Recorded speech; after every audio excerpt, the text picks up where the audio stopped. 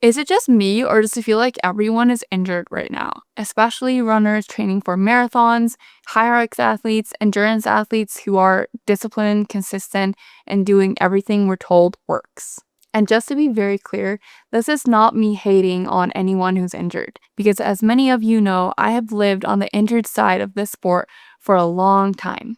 I spent the first 4 years of my running journey chasing the Olympic marathon, stuck in this brutal cycle of building fitness, feeling hopeful, getting injured, and starting all over again.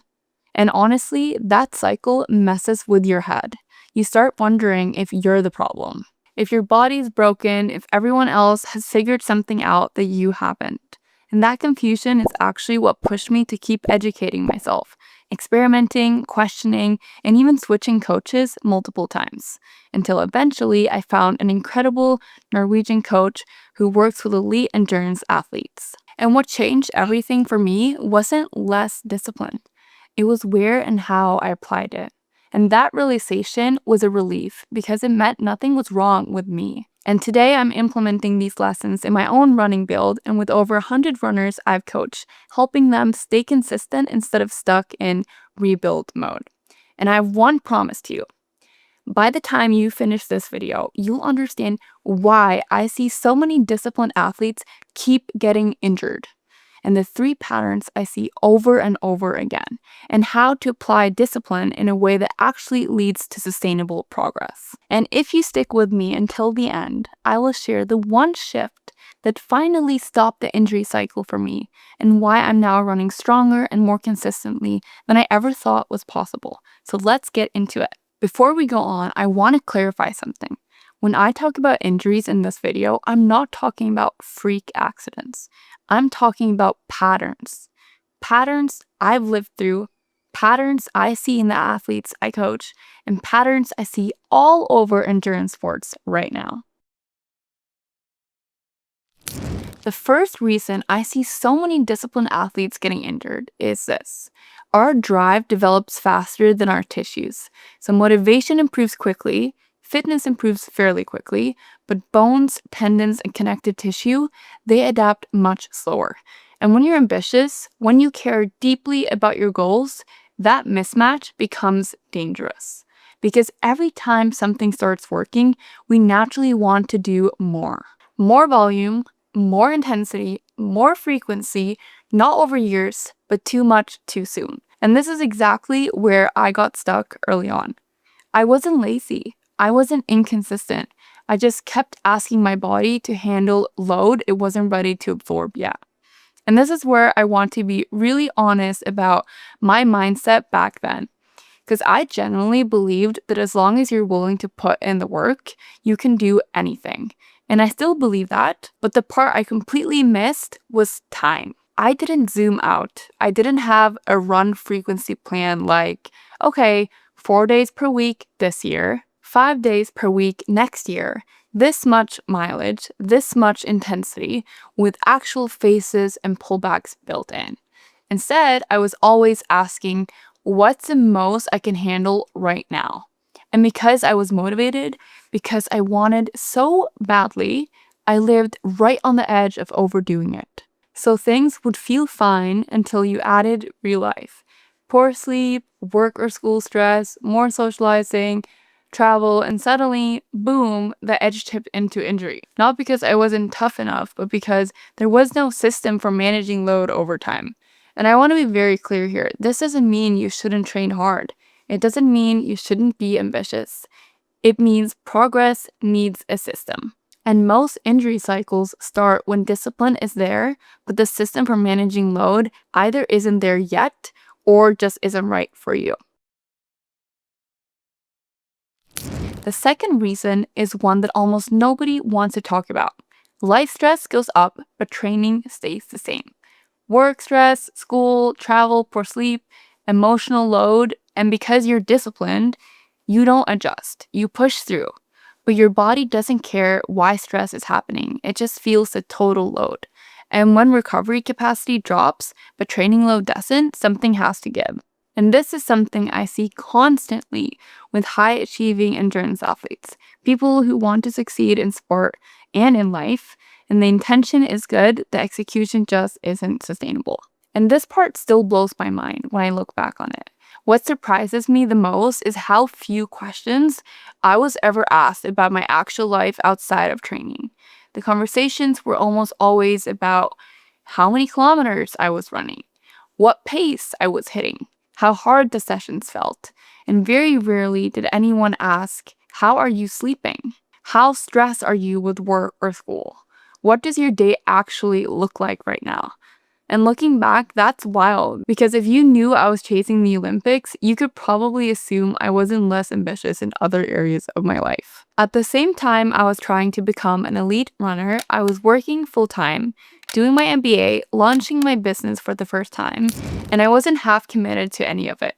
I was just as intense, just as driven, just as all in, even socially. If I showed up, I showed up fully. And my default setting back then was always more effort, more output, more responsibility. And here's the part that's impossible to ignore now. Every single stress fracture I had happened alongside periods where school, work, or business stress was high. Not because I wasn't tough enough, not because I wasn't disciplined, but because my total stress load was way higher than my recovery capacity. And no one was really accounting for that.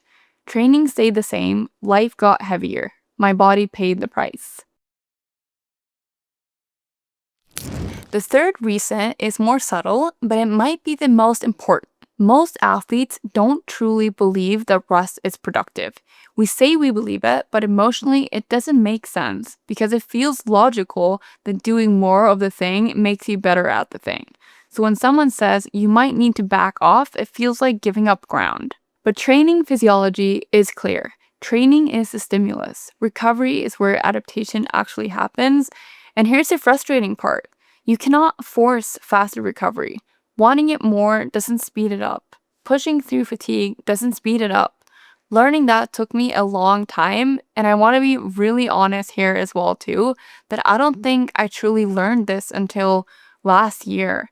Yes, over time I had learned to run slower, and yes, I held back more than I used to, and yes, I followed my coach's training more precisely, but if I'm being completely honest, for years I was still pushing right up to the edge of what I was allowed to do in any given day. Meaning that if the plan said I could go a little harder, I did. If I could squeeze more out of a session, I would, because in my mind, that's what discipline looked like. It wasn't until last fall that something really shifted. I stopped asking, how much can I get away with today? And started asking, what actually supports my progress long term? I began holding back beyond what the plan required, not out of fear, but out of trust. Trust that pushing less on purpose would let my body absorb the work better. And that's when things changed in a way I had never experienced before. I made more progress, I felt better day to day, and for the first time in years, that constant niggles quiet down. And that's when it finally clicked for me.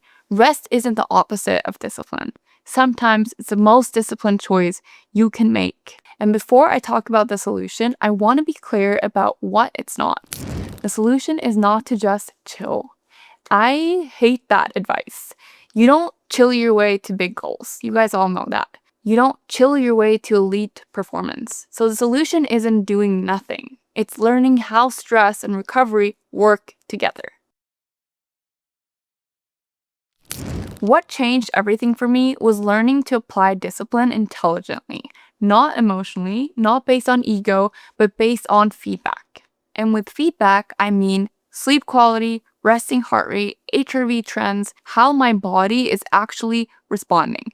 So this doesn't mean you skip training every time things feels slightly off. It means you learn when to push and when to pull back on purpose. So doing slightly less is often what allows you to show up stronger next session. And that's sustainable progress over short-term validation. So here's the framework I follow and the one I coach with. Step 1, long-term system.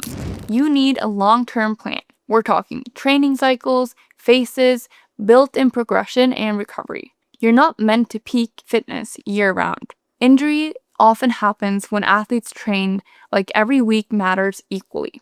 And if you want to learn how to build a yearly plan, then check out my recent video called Every Runner Needs to Plan Their Year Like This. Step 2, intensity control.